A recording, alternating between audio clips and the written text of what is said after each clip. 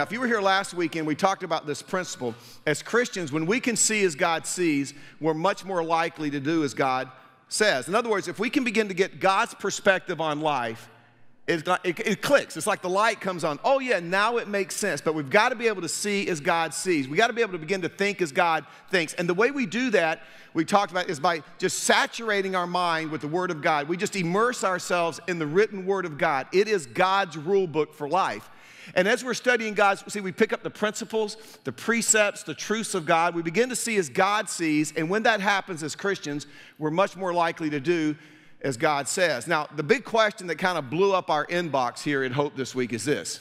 What if I'm a Christian and I'm now beginning to study God's Word? I'm really saturating my mind with God's Word. I'm learning how He sees life. I'm learning His principles, His precepts, and truths. But in the process of learning these things, I'm realizing that I've been coloring outside the lines, right? I haven't been following God's rules. I haven't been living up to His expectations in my life. In fact, there's several things that I've already blown. What do I do about that? And we actually gave a couple of examples last week where in culture, these things just don't seem to make any sense. For example, no sex until you're married. That doesn't, that's not something that we even think's a reality in culture anymore. It's like, well, that probably worked in the first century. That's not relevant today, right? And in fact, today, it's just be safe. If you're safe, you're okay. But God says, nope, when I created sex, I created it for a man and a woman in a marriage relationship. Well, what do you do if you've already lost your virginity? I mean, you can't unring that bell, right? Or what if you find out there's really only a couple of reasons for a Christian that God says it's okay to get divorced and remarry. And you're like on your fifth marriage. And you come across those two things like, man, I don't think I've ever had those reasons to get, divorced and what do you do about that? You can't unring that bell. So let me just help you out a little bit this morning. First of all, at some point, you've just got to draw the line in the sand. And you have to claim God's grace, and you just say, God, listen, up to this point, I didn't understand this was your perspective. I didn't understand, God, this is how you see life, and this is why it's in my best interest to do what you've asked me to do. I can't go back and undo the past, God, but now that I see as you see, my desire is to do as you say. And then you move forward.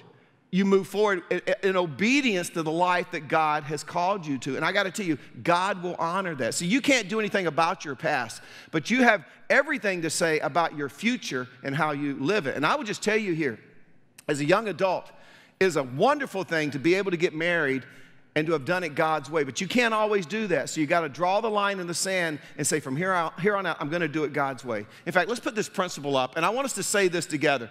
It's never too late to start doing what's right. Let's say that together. Ready? It's never too late to start doing what's right. You can't go back and change your past. But I'll tell you what God can do. He can take your past and turn it into an incredibly beautiful story. But you've got to work with him. Now, we talked about one of those principles that makes no sense in our culture whatsoever is that you don't have sex till you get married. Well, Laura and I, we didn't have an excuse because we grew up in a church where that was taught. We grew up in Christian homes where that was taught. And so we decided that we were going to save ourselves for marriage. And we did. And I'm not going to lie to you. As it got closer to getting married, me and Jesus, we had to have some talks.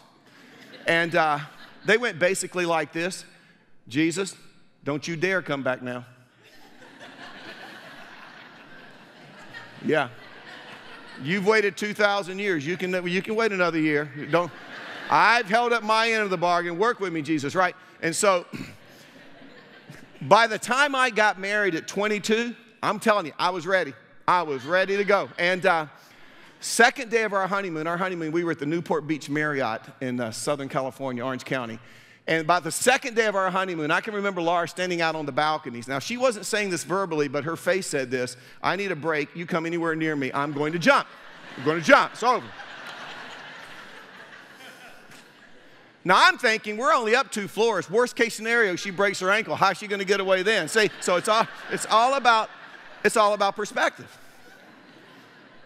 But by my honeymoon, I was convinced that sexual intimacy was the greatest thing God ever created.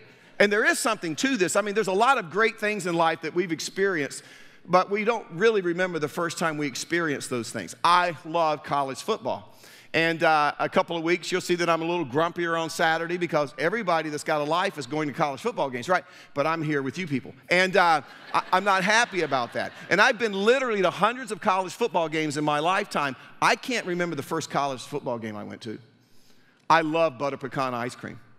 And I've had thousands of cones of butter pecan ice cream in my life. I can't remember the first time I had a cone of butter pecan ice cream, but I promise you this, I remember the first time I had sex. And it's because, and we all do, and it's because that's the way God created it. He created it to be unique. He created it to be special. He said it is worth waiting for. And so I just assumed because it was so incredible, it would always be that way. I mean, in my mind, are you kidding me? There's nothing that could ever come between a couple and sexual intimacy. But you know what? Laura and I discovered what every couple eventually discovers. Before you know it, we get busy.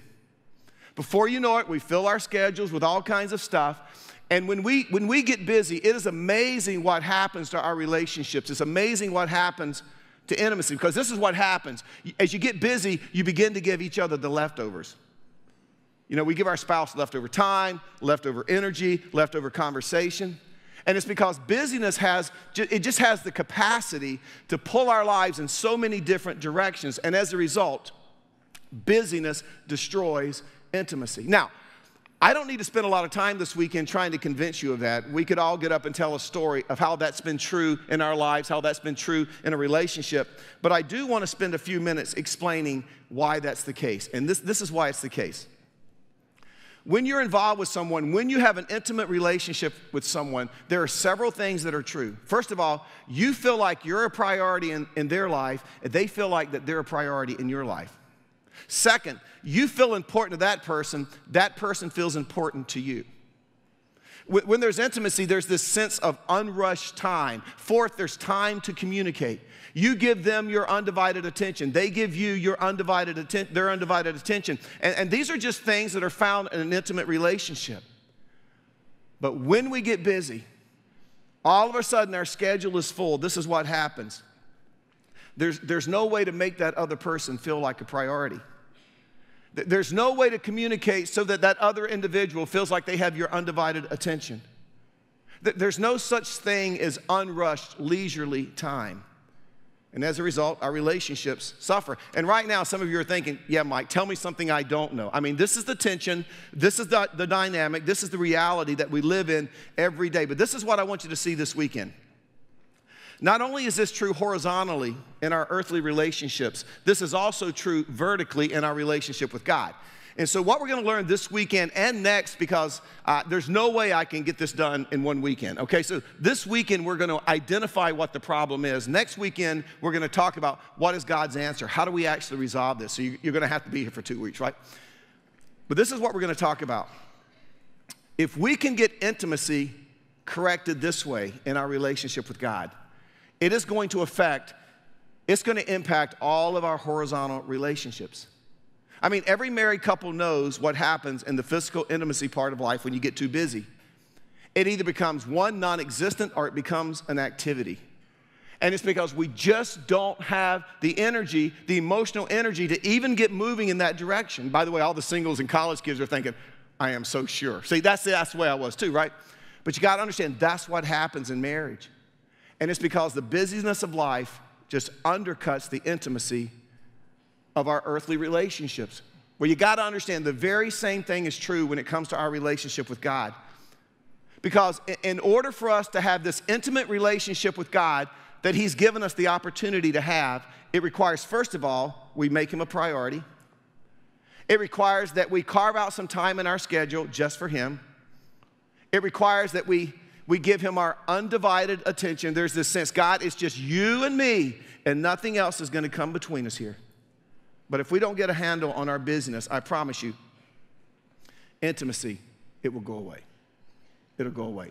Not just in our relationship with God, it'll go away in our relationships with the people that God has placed around us. Now, there's a great story in the Bible that talks about this. If you have a Bible, Luke chapter 10, it's a pretty familiar story.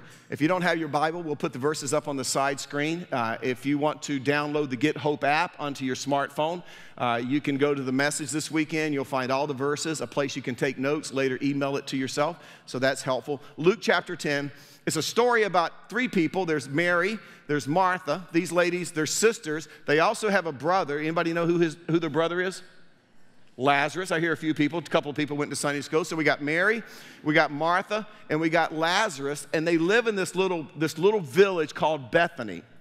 And these three, they're very good friends with Jesus. We're not really sure how the relationship developed, but we know it's not just a casual acquaintance. If you read the Gospels, you find out that they have a very close, unique relationship.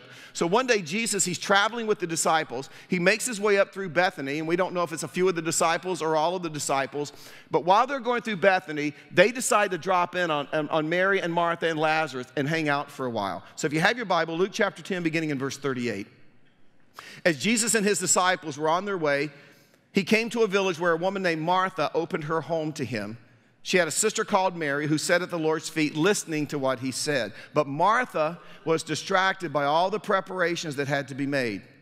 She came to him and asked, "Lord, don't you care that my sister has left me to do all the work by myself? Tell her to help me." Now, you may not pick it up in the verse, but this is a major New Testament awkward moment. Okay, let me kind of set the scene here.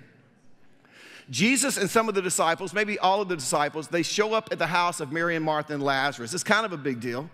I mean, when Jesus comes to your house, you're probably not going to give him just a glass of water and some top ramen noodles. You're not going to do that, right? So Martha, she immediately does what any good hostess does. She goes into action. She's going to prepare Jesus a good meal. Meanwhile, Mary, who I take it just has a totally different personality. She probably brings Jesus into the family room, gives him the best seat. She drops down, just sits on the floor. She's going to hang out for a while with Jesus. She doesn't have a care in the world. Jesus, he begins to talk. He begins to teach. She's probably taking notes. This is a rare moment. She has the guy who is now known throughout Palestine as the miracle worker sitting in her living room. She's not going to miss this opportunity. But verse 40 says that back in the kitchen, Martha was distracted by all the preparations that had to be made. Now understand, it wasn't wrong that Martha was trying to be a good hostess. It certainly wasn't wrong that she was trying to prepare a good meal for Jesus. He rarely had one. But somewhere in this process, she crossed the line, and she was no longer simply doing this for Jesus. Somehow she crossed the line, and all of a sudden, Martha is doing this for Martha. And it says in verse 40 that she became distracted. Look at it. She came to him and asked, "Lord, don't you care that my sister has left me to do the work by myself? Tell her to help me." And so there's kind of this awkward moment going on here. And Martha, she kind of snaps, and she lets Jesus have it. And when you think about it, she's kind of accusing Jesus of doing something wrong. I mean, and that doesn't seem very smart. I don't know that it's a good idea to ever accuse Jesus of wrongdoing, right? And the disciples are sitting there, and they're like, "Oh, this is very uncomfortable." And I can tell what's going on in their minds. I wonder how this is going to play out. Is Martha going to be struck by a bolt of lightning? Is she going to burst into flames? Are worms going to eat her from the inside out? What's going to happen? See, because they've been following Jesus around for years, and they've never seen anybody that was actually in a relationship with Jesus talk to him this way. But this is what's so interesting about this scenario. Jesus is the guest. The preparation that Martha is going through supposedly is for him, but now somehow Jesus is part of the problem because he will not make Mary pull her share of the work. Anything like that ever happen in your home? Dads? You know, you go to work, you work your fingers to the bone because you want your kids to go to the good school, live in a good neighborhood. You want your wife to be able to drive a great car, and then you come home and somebody left their bike in the driveway and you walk in. "What is wrong with this family? I'm killing myself trying to provide for you. I work. There's no sense of appreciation. I get nothing in return." And your 6-year-old's thinking, "Well, I guess I could move out. I mean, I don't know what else to do, Dad. You know, this really isn't working out, evidently." But this happened to me about a year ago. I decided last September that birthdays are big deals to Laura. And so I decided I was going to do something I had never done. I was going to throw Laura a surprise birthday party. Now, I've met some of you men. I am not the Martha Stewart that some of you guys are. So this is not something that comes natural for me. So I said, I'm going to go the easy way out. I got some friends who own a restaurant. I'll cater from them. There's a DJ here at the church. I'm going to get him to come and set up, and we'll just have some dancing outside, because let's be honest, nothing's funnier in the world than white people trying to dance. I mean, you just got to video that and hang out and watch that for a while. And so I somehow on Friday, because I got about 30 people coming, I got to get the house clean without Laura knowing what's going on, because that's our day off.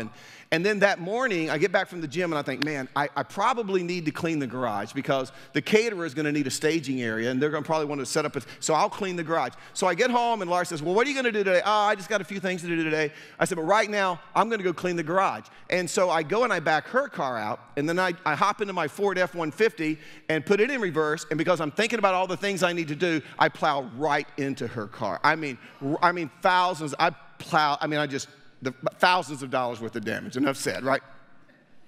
And now my heart's just pounding, because I am so stressed, because I also have to preach on the weekend, and Friday's kind of really my big prep day at home. And so I walk in, and Laura, she doesn't have a care in the world. She's on her computer. She's just as content as she can be. And I walk in, I sit down. I want you to know something.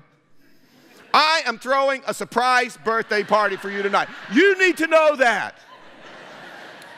And I just rammed into your car because I'm stressed out, and I've got to get the house clean, and I've got to get the lights hung, and I just want you to know, give me a little space today, because it's for you, right? You know? And she's like, thank you, you know? But see, what happened to Martha, it happens to all of us. She got so distracted by the things she needed to do. She's doing it for Jesus, right? What happens? When she got distracted, she lost perspective. And what she was initially doing for Jesus, now she's doing for Martha. And she's not getting everything done she feels like she needs to get done.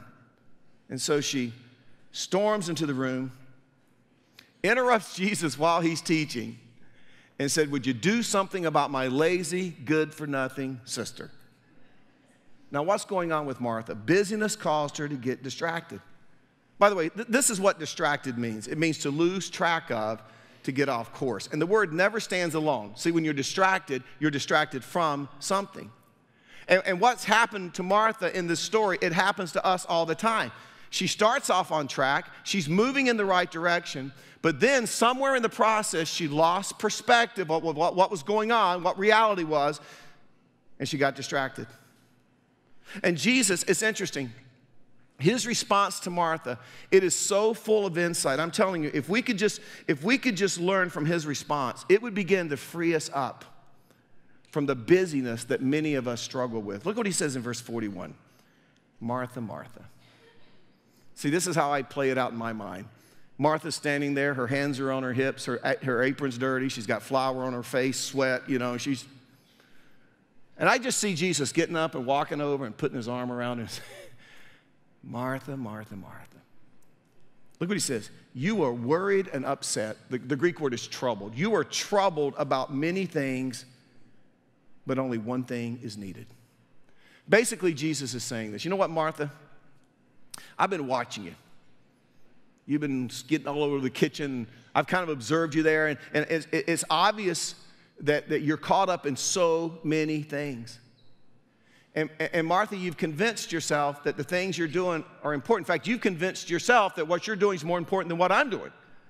And that's why you stormed in here and, you know, let's be honest, Martha, you stopped the one thing that actually needs to be happening, and you did it because, Martha, let's get to the root of the problem. It's about you, you know. You wanted to draw attention to you and all the many things you feel like need to get done that you cannot get done. But then Jesus says this, Martha, you only need one thing. If you ever watch City Slickers, remember Curly? Just one thing, if you can figure out the one thing, right? That's what Jesus is saying to Martha. And he's saying the one thing you do need, the one thing that should be a priority for you, the one thing that could change your entire world, Martha, somehow you've lost perspective, you've lost sight of that. And then he says this, you need, Martha, you need the very thing that your sister Mary has chosen. And the disciples are going, wow, that had to hurt. That had to hurt, right? You know, look at what Jesus said in verse 42. Mary has chosen what is better. You know what better means? Jesus is basically saying this. Martha, there's a lot of things going on here today that are important, but there's something that's most important. Martha, you preparing dinner for us? That's important. Setting the table? That's important. The flowers you brought in? Yeah, that's a special touch. But Mary, on the other hand, she's been able to pick out on the one thing that's actually the best thing. Verse 42, Mary has chosen what is better, and it will not be taken from her. I think that this is what Jesus is saying, and this is where busyness tricks us. I think Jesus is saying, hey, Martha, if somebody ran into you tomorrow and asked you, what did you do while Jesus was at the house? Your answer would be, I cooked, I cleaned, I swept, I mopped, I washed. And Martha, if they were to ask you, what did you get out of this? You would have to say, you know, at the end of the day, really nothing. And maybe Jesus would say, in other words, Martha, you invested all of your time, you invested all of your energy, all of your emotion in something that really doesn't matter in the big scheme of things. But on the other hand, if somebody were to run into Mary 24 hours from now and ask her what happened yesterday at the house, her response would be, oh, the coolest thing happened. Jesus stopped by.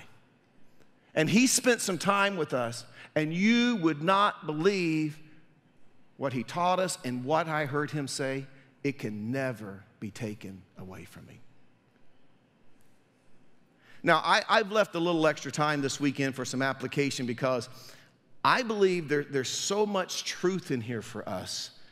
And just so you know, these applications are mainly for me. In fact, you know, after I preached this message at 4:15, I felt like I needed to go listen to it because I so need this, because this is just my life lately. How do I deal with the busyness in my life without leaving people in the wake? Because sometimes I feel like that's become the reality. So I want to give you 3 observations that really sum up this story. You decide if they apply to you or not. Here's the first one. We convince ourselves that everything we're doing is necessary, but there's often something below the surface that drives us. In other words, if I were to stop you in the busyness of your day and say, hey, why are you doing what you're doing? You would respond, I'm doing it because it's the most important thing to be done at this moment. But if we're honest, the truth is there's usually something below the surface that's just driving our busyness. And if we can, until we can understand what that is and until we can get a handle on it, we're never going to be able to deal with the busyness that's driving our lives. What's driving our activity? What's driving our desire and this sense of we've got to be busy? Let me give you some examples. These are things I've said or thought, maybe they relate to you too. Here's the first one. You ever said this? If I don't work as hard as I can, I'll never make it in life. You ever had that kind of feeling? You ever thought something like that? Here's another one.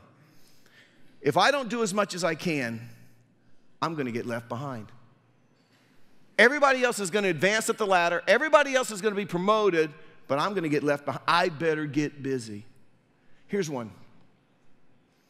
If I don't do as much as I can, I might end up poor. Do you know, we have a lot of people in this church, we have a lot of people in America, we are petrified of being poor. And it's interesting, you know, because if you grew up poor, I think it's a natural fear because there's almost something inside of you that says, well, I don't want to experience that again. See, I grew up poor. A lot of you know what it's like to grow up poor. And not only that, when Laura and I got married, we were very, very poor. You know, for the first couple of years of marriage, our combined income was $1,400 a month before taxes. And we figured out how to buy a house because Laura's dad flipped real estate, and he was able to get us in. I don't know how. We never qualified. I never signed anything, but we bought this house. The first 2 years we were married, we slept on twin mattresses that we borrowed from Lauren's parents in the living room. We didn't even bother to go to the bedroom. Why even go in there? Let's just sleep in here in the living room. I mean, we had a Vega that we paid $100 for. Some of you, Vega, what's that? You just need to go Google it. I mean, it's incredible. It was a car with an aluminum block, and every time we drove it, the steam and smoke would come up through the vents into the car, and it was just an adventure every day. Will we get from point A to point B? I know what it's like to be poor. Many of you know what it's like to be poor, and we're petrified of being poor again. So we've got to make sure we keep working because we can't end up poor. But here's the reality. When is enough? When is there ever any guarantee that you're not going to end up poor? I can't tell you how many people are sitting here right now who at one time in their life was good. And they had all the money you could possibly spend. But you know what? You know, there's a proverb that says that money is like, you know, it's like it just sprouts wings and flies away like an eagle. You know, you never know. When do you ever get in bed if you're pursuing money? I don't want to be poor. When do you ever get in bed and say, hey, honey, relax, we've got enough? You don't ever say that. Here's another one. If I don't do as much as I can, I might not be accepted at work. People may look at me and think I'm lazy or I'm unmotivated. Now, here's the big one. If I don't do as much as I can, I might disappoint. You go ahead and fill in the blank. I might disappoint my parents. I might disappoint my spouse. If I don't do as much as I can, I may disappoint my children or my boss or my coworker. Here's another one.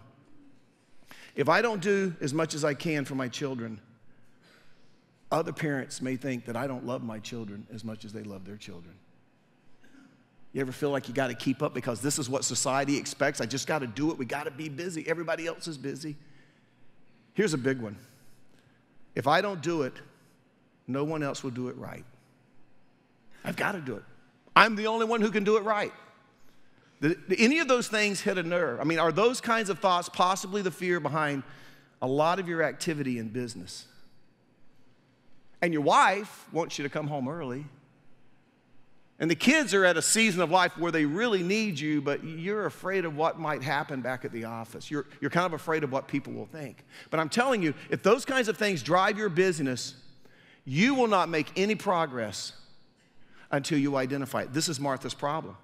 There's something in her that's driving her busyness, and it's not the fact that Jesus is in the house, because eventually she turns on him and criticizes him. There's something in her that drove her there. And I got to tell you, there's something in me that sometimes drives me there, and there's something in you that sometimes drives you there. But until we can get a handle on it and identify what it is, it will be almost impossible to bring our level of busyness to the point where we can begin to enjoy and invest in an intimate relationship with God, and enjoy and invest in an intimate relationship with the people that God has placed in our lives. Here's the second one. When we're busy, activity takes priority over people. Have you realized that? It takes priority over people. And most of the time our thinking is, we'll catch up with all of that later. And then one day, the kids are gone, the wife's lost interest, and it's like, I can't pull it back together. Busyness takes priority over people. And this, I gotta tell you, this is where God has been so working in my life. I mean, my son, who lives with me right now because he sold his house and his house won't be finished until November, he called me this week just to ask me a simple question. And I was so rude and I was so short that the minute I hung up, I had to call him back and apologize. I'm like, what is more important than the question he's asking me right now? Basically, I said, talk to your mom. Don't you understand what I've got going on this week? We do that all the time, you know. We even do it with people we can't see. I mean, my uncle, who was my closest uncle, he's my youngest uncle, and he was kind of the big brother I didn't have. In fact, when I was younger, he convinced me that we were going to go to Wyoming and be cowboys. And that's why at the age of 5 and 6, I became a Dallas Cowboy fan. I thought I might as well start now because I'm going to be a cowboy. Then he met some woman and married her, and she screwed up everything. But anyway, she is a good aunt. But he had a massive heart attack on Monday. They found him on the front porch unconscious. They don't know how long he was out. He's been in a coma all week, and we, as a family, we've been dealing with that and over in Durham. And so Tuesday morning, I got up really early, and it's just been one of those weeks. There was one morning this week I was in bed past 3:30. It's just been one of those weeks. You just get up, you got work to do, you can't go back to sleep, just work. So Tuesday, I told you I needed this. I'm driving down 64 through Apex, and it's early, and I'm going to call my mom. I know she'll be up because I want to get an update. Did anything happen during the night with my uncle? So, you know, I've got one of those trucks. It will talk to you. It's a Ford, you know, it will talk to you. And there's a lady living in my truck somewhere. Cannot find her. I've looked. She's in there, but she will answer my questions. And so I'm driving, and I push a button, and I say, call mom at home. And she's, I don't know, maybe I woke her up, but she responds, there is no number for mom at home. Well, she's a dog-faced liar, because there is. I know that. And now she's just jerking me around, right? So she says, would you like me to call mom on other? I'm like, yeah. Would you like me to call mom on other? Yes. Would you like me to call mom on other? And I blew. I just snapped like, what is wrong with you? Why are you in my truck? Why did they sell you to me? You're stupid. You're useless. And I'm talking, and I look, and there's a little lady in the car beside me just kind of like, oh, what poor man. He's losing it right there on the road, you know. And see, that kind of tension comes from busyness. Let me tell you something. You can look at the tension in mine and Laura's relationship as it rises and falls, and I promise you, there is a direct correlation between the tension in our relationship and the busyness in our schedule. I mean, when we get super busy, the tension rises between us, and without ever meaning to, we put activity ahead of relationships and people. But I will tell you this, my son and my daughter-in-law moved in with my 3 grandkids, and my first is like, I'm sucking my thumb, I'm in the fetal position, like, where's my refuge and all that. I got to tell you something. This is what God taught me this week. What a great opportunity we have. For 4 months, I get to invest in my grandchildren. For 4 months, I get to hear them say, good morning, Papa. I get to see them go to bed at night. You know, I go to bed early, like 9 o'clock. They came home at like 9:15 last night. And they all came into the bedroom. I'm laying there watching the NFL game, Cowboy game, and they're, good night, Papa, kiss me and hug me. Good night, Papa, kiss me. I mean, really? Is anything possibly better than that? But see, if you can't keep perspective, you get distracted. Third, much of what we do is measurable in the short run, but it's neither measurable nor memorable in the long run. I mean, if I stopped you in the middle of your day and said, hey, why are you doing this? So you could tell me why it's important right now, but let's be honest, often in the long run, it's neither measurable, it doesn't really amount to much, nor is it memorable. What do I mean by memorable? Well, if I were to ask you what you did last week, you could tell me a couple of big things that you did last week. You couldn't tell me 7 days worth of stuff that you did last week. I mean, most of the time, I can't remember what I did yesterday. So really, it's hard to think about how much of what I actually did yesterday even amounted to anything.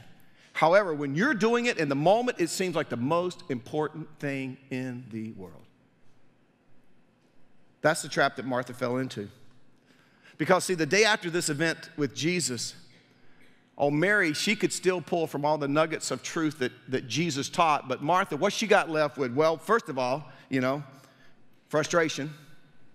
Second, laying in bed at night wondering, did I hurt Jesus' feelings? And third, praying that there really is eternal security. Like, am I out? Am I ever going to get back in? This is what she's got to deal with. So let me just ask you this question. Is the stuff that keeps you busy really measurable in the long run, or is it just a lot of stuff? Is it memorable? Is it really an investment in the things that count? I had dinner this week with some young couples at Hope, and I'm just sitting there observing the conversation because basically they're talking about how busy life is with their children. And this is what I concluded. For you young families, this is your life.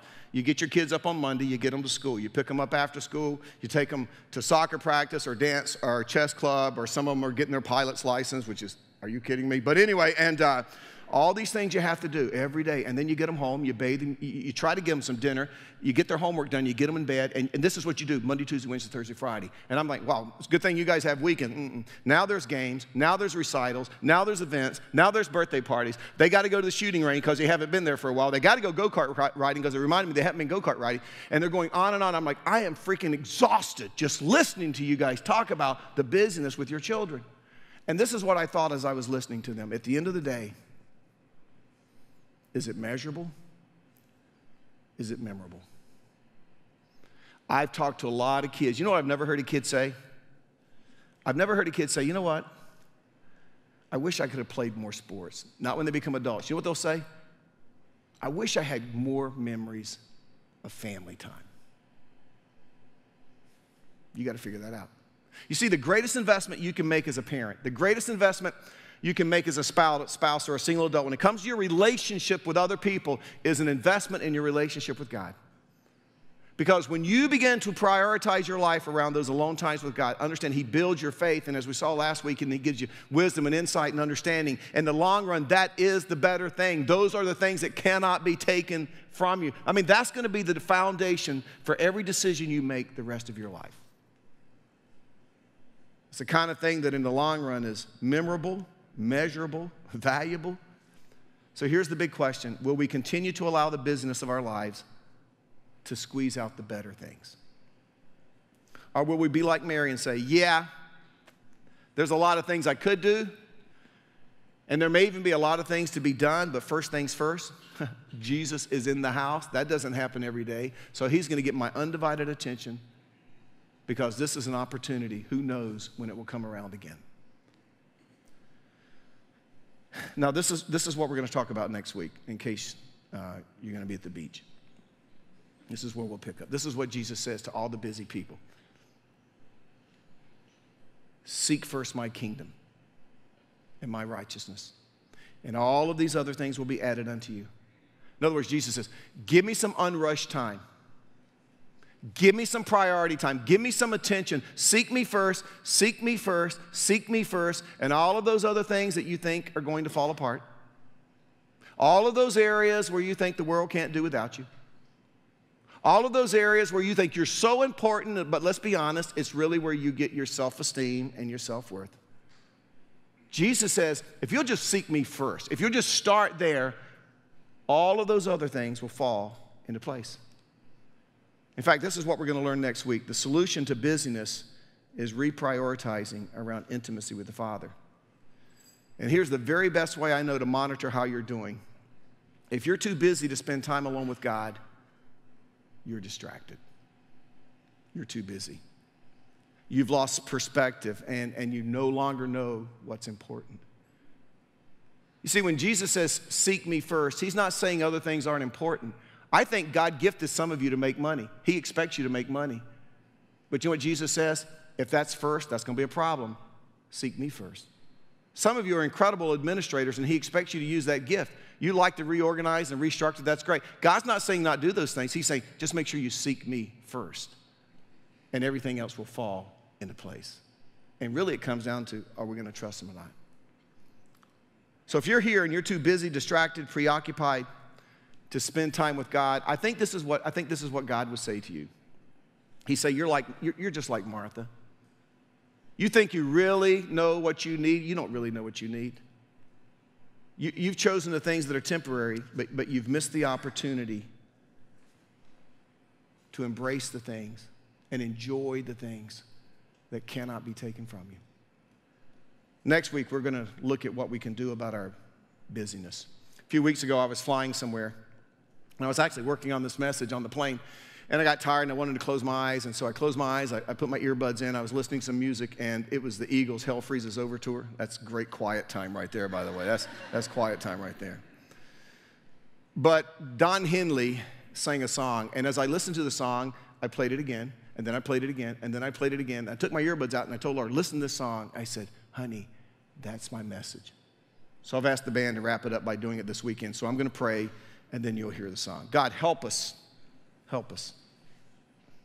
We need help. Somehow, God, we need the scales that are blinding us to fall from our eyes so somehow we can begin to see life as you see it. Father, somehow help us to see ourselves as you see us. And we're going to need your wisdom, and we're going to need your insight, and we're going to need your understanding because often, God, we can't see it in ourselves. A lot of us, we don't even realize how busy we are. It's just life. It's just what life is. And yet you would love nothing more than for us to take a deep breath, step back, slow down, be still, so that you could communicate with us, not just so that we can talk, but so that we could hear from you. And Father, I'm just amazed every day when I spend that time with you. It just seems you teach me something new. Just this week, Father, as I was thinking through the people I'm praying for and for healing, for emotionally and physically and psychologically in some cases, and just reading through John 5, where Jesus said, do you want to be healed? And I realized I spent most of my life praying for healing, and maybe what I need to be praying for is the person have the desire to be healed. Because, Father, you'll do the healing when we desire it. Just teach us and be patient with us. We love you. In your name we pray. Amen.